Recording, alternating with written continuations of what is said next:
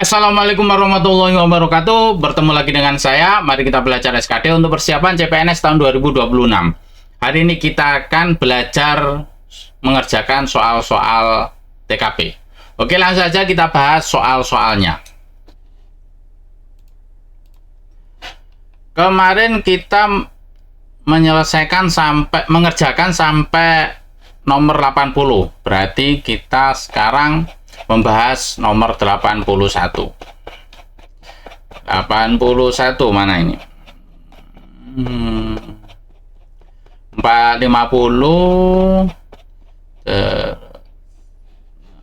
Nah, ini 58, 70. Nah, 81. Oke, kalian pause dulu videonya. Kalian cari jawabannya mana yang sekiranya nilainya 5, poinnya 5. Kalau sudah ketemu, mari kita bahas. Anda adalah seorang profesional dalam bidang industri kreatif. Anda memutuskan untuk menghadiri acara pameran seni lokal. Di acara tersebut, Anda bertemu dengan seorang seniman yang sangat terampil dan memiliki potensi besar. Sikap Anda adalah, kita bertemu orang seniman, padahal kita juga seniman. Ini berarti jejaring kerja. A. Segera bertanya apakah ia sedang membutuhkan mitra bisnis dalam bidang industri. Nah, ini tiba-tiba langsung nggak ada pembukaan lah, tidak ada basa-basi. Ini skip dulu lah. B. Mengambil kartu nama dan kontaknya lalu berjanji untuk menghubunginya setelah secara berakhir. To the point. Bukan ini ya, kita harus basa-basi dulu lah paling enggak. C. Segera memperkenalkan diri dan mengajak berkolaborasi dalam proyek seni yang sedang Anda kerjakan. Nah, ini memperkenalkan diri dan mengajak berkolaborasi. Nah, ini poin positif. Dia memberikan pujian terhadap karya-karyanya untuk membuatnya merasa nyaman dan tertarik dengan Anda. Kita belum terlalu kenal jauh ya. Ya, bolehlah ini. Oke, baik. Karena memberikan pujian terhadap karya-karyanya. Ini bagus juga. Dia segera memperkenalkan identitas dan karya Anda untuk menarik perhatiannya. Ini juga bagus. Nah, memperkenalkan identitas, ini bagus. Berarti yang bagus itu C dan E. Karena apa? Karena memperkenalkan diri. Memperkenalkan diri. Untuk poin 5 yang mana ini? Antara C dan E. Sama-sama memperkenalkan diri. Yang poin plusnya yang C ini mengajak berkolaborasi dalam proyek seni yang sedang Anda kerjakan. Yang E, karya Anda untuk menarik perhatian. Nah, ini kalau yang E cuma menarik perhatian, tapi kalau yang C tidak melewatkan kesempatan untuk berkolaborasi. Ini poinnya 5. Jadi jawabannya nomor 81 adalah C. Untuk poin 4 itu yang E. Untuk poin 3-nya yang ini poin 3, ini poin 2, sedangkan ini poin 1. Lanjut nomor 82. Kalian pause dulu videonya. Oke, sudah ketemu jawabannya? Kalian cari dulu jawabannya. Kalau sudah, mari kita bahas. Anda bekerja di kantor yang sering terganggu oleh kebisingan karena proyek konstruksi di sekitar gedung. Hal ini mengakibatkan konsentrasi Anda dan rekan-rekan terganggu. Produktivitas menurun dan beberapa pekerjaan tertunda. Apa langkah yang akan Anda ambil? A. Membiasakan diri dengan kondisi tersebut dan tetap berusaha menyelesaikan pekerjaan dengan optimal. Nah, ini kebisingan karena proyek konstruksi di sekitar gedung. Ya, masa langsung terbiasa, ini kan tidak dalam jangka waktu yang sangat lama kan? Sampai konstruksi selesai kan paling tidak. B. Menyarankan kepada rekan-rekan untuk menggunakan air plug dan headphone agar dapat fokus bekerja. Ini bagus juga. C. Mengabaikan situasi dan tetap bekerja sesuai rutinitas meskipun produktivitas menurun. mengabaikan. Ini nggak bagus ini. Bukan solutif. D. Mencari ruang kerja lain di dalam gedung dan yang lebih tenang dan mengkoordinasikannya dengan rekan kerja. Kita lihat yang E. Mengusulkan kepada pimpinan untuk memberikan izin kerja dari rumah sementara waktu agar pekerjaan tetap produktif. Nah, ini minta usulan ke pemimpinan. Nah, ini bagus ini, 5 ini. Untuk poin 4-nya menyarankan kepada rekan ini untuk menggunakan air plug dan airphone agar tidak terganggu. Ini poin 4-nya. Untuk poin 3-nya mencari ruang kerja lain yang agar lebih nyaman kerja. Untuk poin 1-nya ini mengabaikan ini. Nah, sedangkan poin 2-nya yang ini. Lanjut nomor 83. Kalian cari jawabannya dulu. Kalau sudah ketemu, mari kita bahas. Anda adalah seorang guru dan sedang bersiap-siap untuk pulang setelah semua sesi kelas pembelajaran selesai.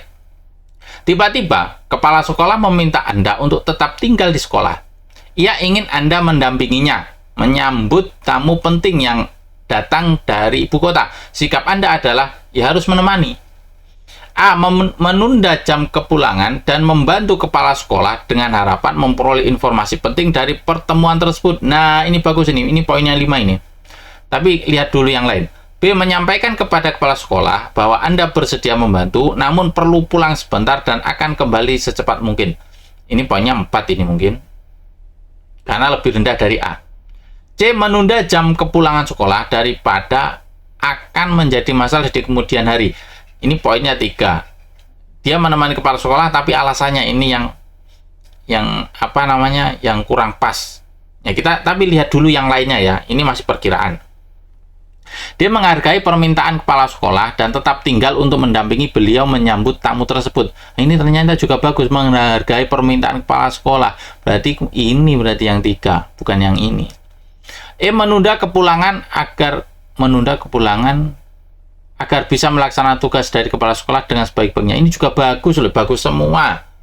Kira-kira mana ini? Ini bagus ini. Ini bukan 3 ini. Bagus semua ternyata. Bukan ini. Berarti yang poin 5 kira-kira yang mana ini? Menghargai permintaan kepala sekolah lah ini. Menghargai permintaan kepala sekolah dan tetap tinggal untuk mendampingi beliau menyambut tamu tersebut. Nah, ini kayak tidak ada embel-embelnya lah.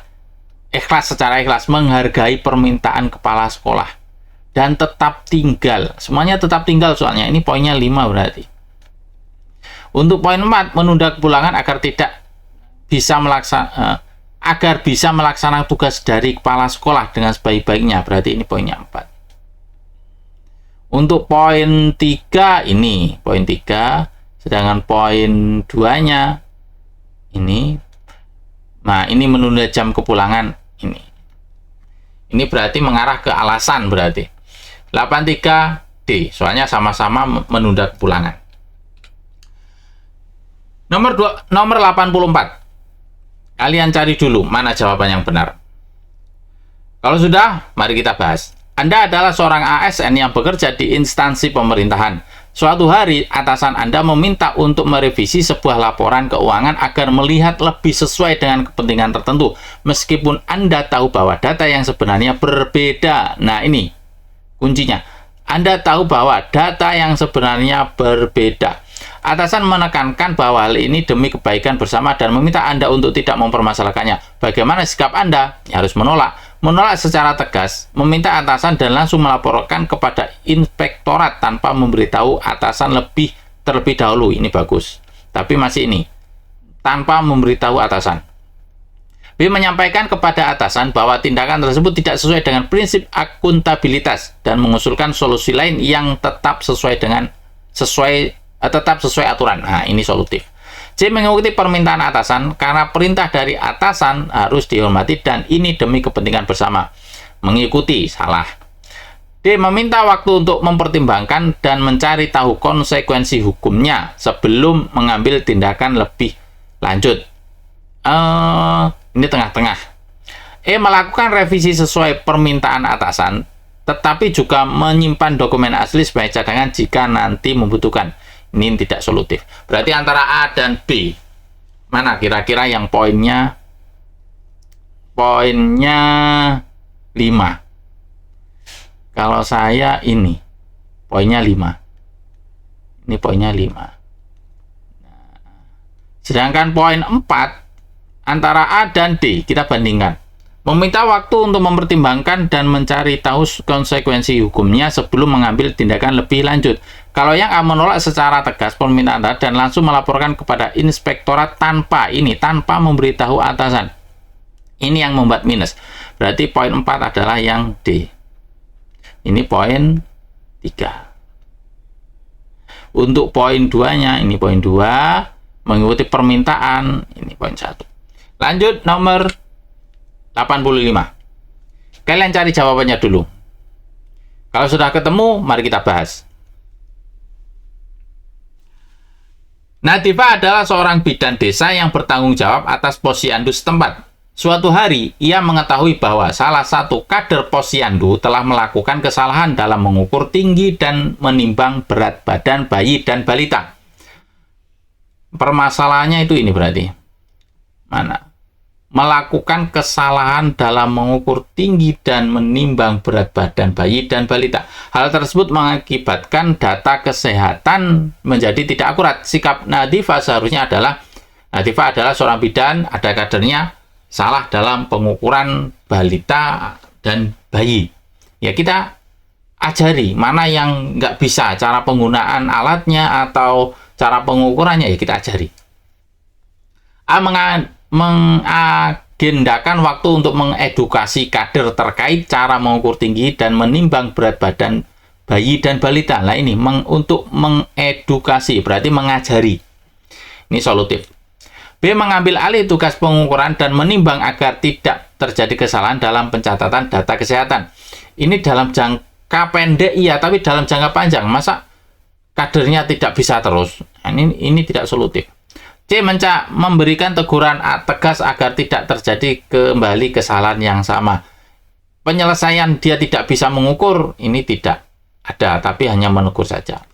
D. Menegur dan kemudian membantu kader melakukan pengukuran yang benar serta meminta ia untuk berjanji tidak akan mengulangi kesalahannya.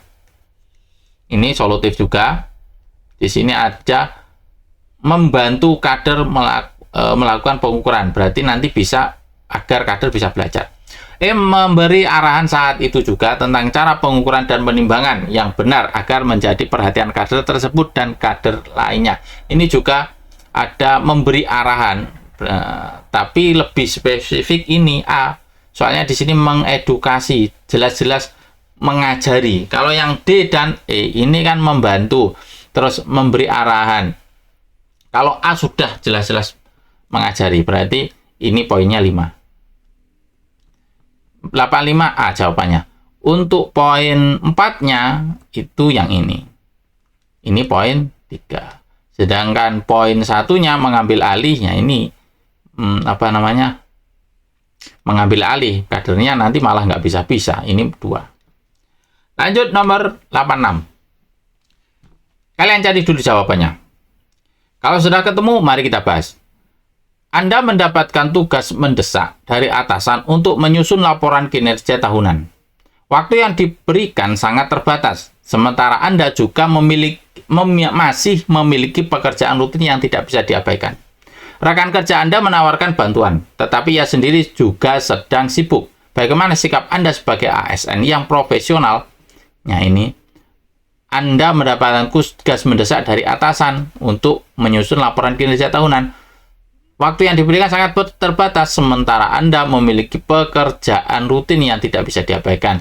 Terus ada rekan yang menawarkan bantuan. Nah, sikap kita sebagai ASN, ya ASN, bagaimana? Bagaimana sikap Anda sebagai ASN yang profesional? A. Menerima bantuan dari rekan kerja dan membagi pekerjaan karena tugas dari atasan lebih mendesak dan harus segera diselesaikan. Oke, bagus. Fokus sepenuhnya pada penyusunan laporan kinerja tahunan agar hasilnya maksimal dalam waktu yang terbatas. Untuk menyusun laporan kinerja, ya ini. Tapi kerjaan kita gimana? A dan B itu pekerjaan kita gimana? Terus kerjaannya teman kita bagaimana? Nah, itu yang buat minus. Ini yang buat minus sebenarnya. C. Membuat skala prioritas, membagi tugas yang memungkinkan kepada rekan kerja tanpa membebani, serta lebih efisien. Nah, ini. Bagus ini. Dia menolak bantuan dari rekan kerja agar tidak mengganggu pekerjaannya, kemudian bekerja sendiri dan lembur. Baguslah. E. Melaporkan kendala ini kepada atasan agar diberikan perpanjangan waktu atau tambahan personil untuk menyelesaikan tugas dengan hasil yang lebih baik.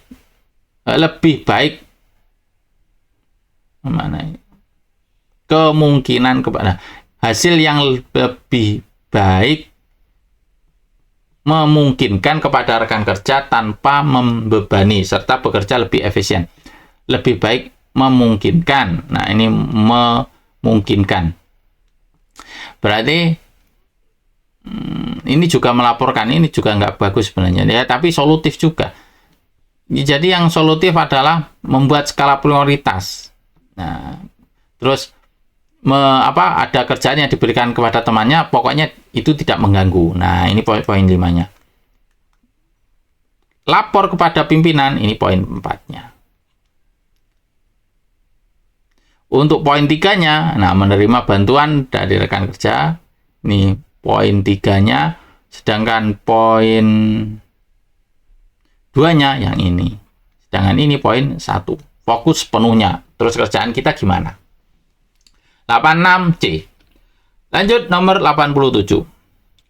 Kalian cari dulu jawabannya yang mana? Yang poinnya 5, nilainya 5. Oke, kalau sudah ketemu mari kita bahas. Yusuf adalah seorang petugas di sebuah pabrik pengolahan makanan. Ia menemukan bahwa salah satu bahan baku yang akan digunakan dalam proses produksi tidak memiliki sertifikat halal. Padahal produk yang dihasilkan oleh perusahaan tersebut mayoritas dikonsumsi oleh masyarakat yang sangat memperhatikan sertifikat halal. Sikap Yusuf seharusnya meminta kepada pemasok untuk segera mengganti bahan baku tersebut dengan yang sudah bersertifikat halal. Nah, ini bagus, ini solutif ini. Meneruskan penggunaan bahan baku tersebut karena mungkin hanya kesalahan administrasi dan tidak akan berdampak signifikan pada produk akhir. Ini tidak solutif. C. Menyembunyikan temuan tersebut agar tidak mengganggu proses produksi dan reputasi perusahaan. Ini juga nggak solutif. D. Melaporkan temuan tersebut kepada atasan langsung dan meminta petunjuk lebih lanjut. Nah, ini solutif. Membuang bahan baku tersebut dan mencari alternatif bahan baku lain yang lebih murah. Ini tengah-tengah lah. Jadi antara A dan D itu lebih bagusan melaporkan temuan tersebut kepada atasan. Soalnya kita sebagai petugas di sebuah pabrik. Berarti ini adalah poin 5-nya ini. Karena kita sebagai petugas pabrik. Sedangkan poin 4-nya yang ini. Nah. Terus poin 3-nya. Poin 3-nya yang ini. Tengah-tengah. Berarti antara B, C ini poin 1-nya. Mana ya? Ini poin 1-nya, meneruskan. Terus ini poin 2-nya. Lanjut nomor 88. Kalian cari dulu jawabannya. Sudah ketemu? Kalau sudah ketemu, mari kita bahas. Anda sedang dalam tahap akhir penyelesaian laporan penting yang harus dikumpulkan sore ini. Namun, tiba-tiba jaringan internet kantor mengalami gangguan.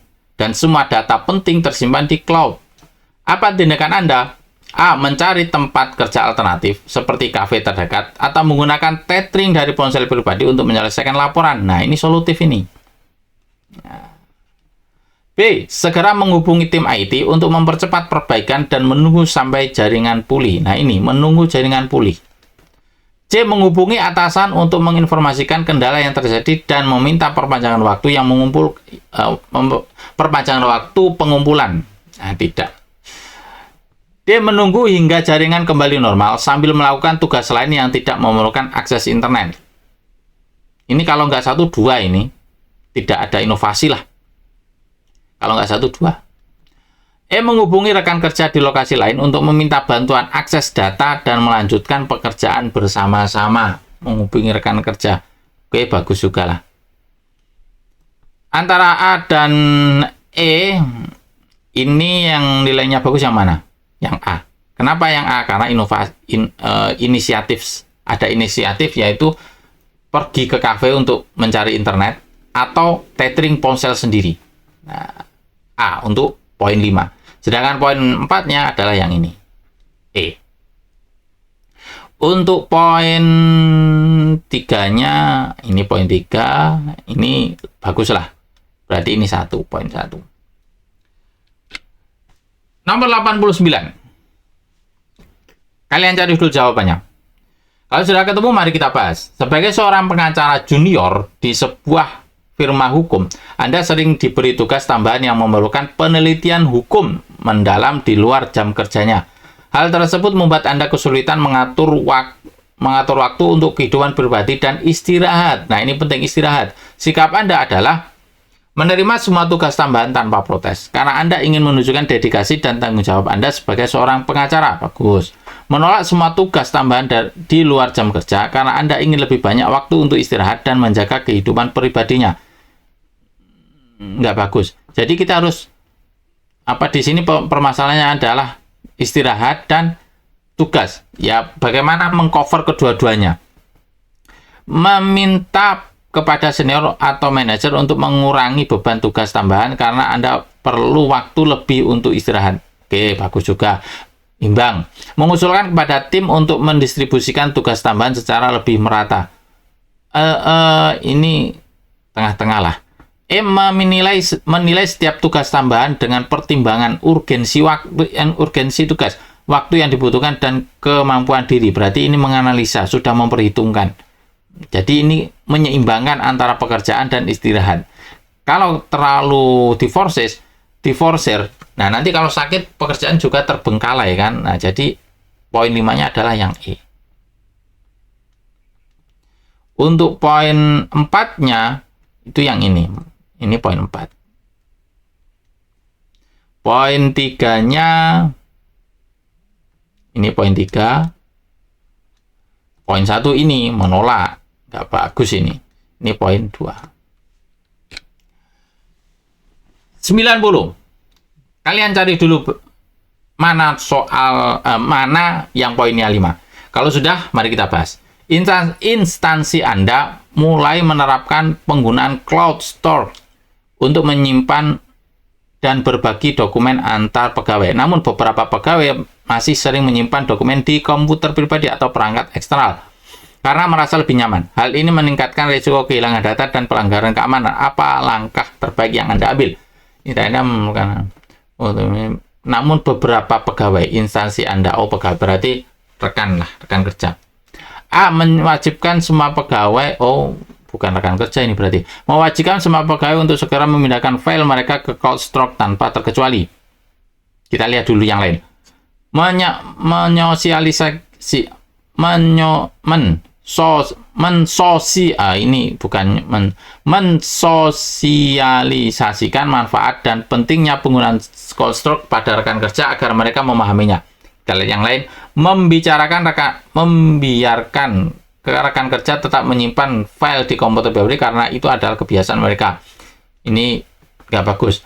D. Melaporkan pegawai yang tidak menggunakan cloud store kepada pimpinan agar diberi sanksi.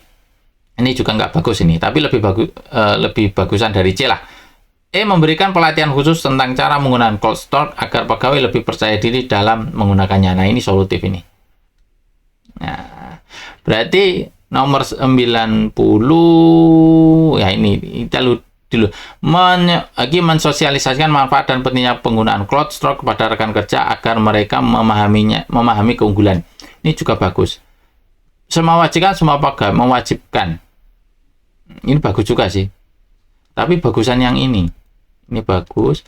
Ini nilainya 4. Untuk C dan D, untuk poin 1-nya adalah yang ini poin 1, dan ini poin 2. Jadi jawabannya nomor 90 itu adalah B, mensosialisasikan.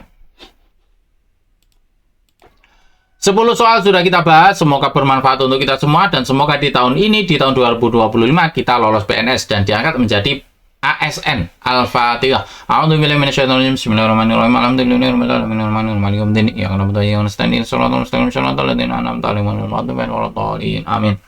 Terima kasih, saya akhirnya. Assalamualaikum warahmatullahi wabarakatuh.